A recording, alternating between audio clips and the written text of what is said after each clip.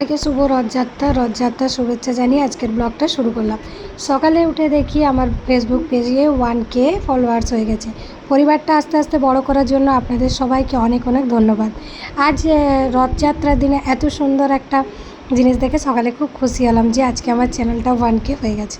Tiffin বানাচ্ছি, এদিকে বানাবো জুস। হাজব্যান্ডের তো অফিস আছে, জুসের মধ্যে একটু এখন কুলেখাড়াও দিয়ে দিই বাবার জুসটাতে। আর এখানে আমার মেথি ভেজা জল আমি যেটা খাই। চারিদিক ভীষণ আগোছাল, সব কিছু গুছাবো। ঠাকুরঘরটা কাল খুব সুন্দর করে ক্লিন করেছি। আমাদের অম্বুবাচী পার হয়ে যাওয়ার পরে ঠাকুরঘরের সব কাপড় চেঞ্জ করে পুজো করা হয় ভালো করে। যেদিন 5 দিন অম্বুবাচী ছাড়ে সেদিন সব ঠাকুরঘর পরিষ্কার করে পুজো করতে হয়। তো কালকে অনেকটা টাইম গেছে আমার, 3.5 ঘন্টার মতো, প্রায় 3.5 ঘন্টা। তো সেইভাবে আমি পুরো ঠাকুরঘর কালকে পরিষ্কার করেছি। কালকে কোনো ব্লগ দিতে পারিনি, আমার শ্বশুরমশাইয়ের শরীরটা খুবই খারাপ, আবার না অ্যাডমিট করতে হয়, একদমই বাবা ভালো নেই।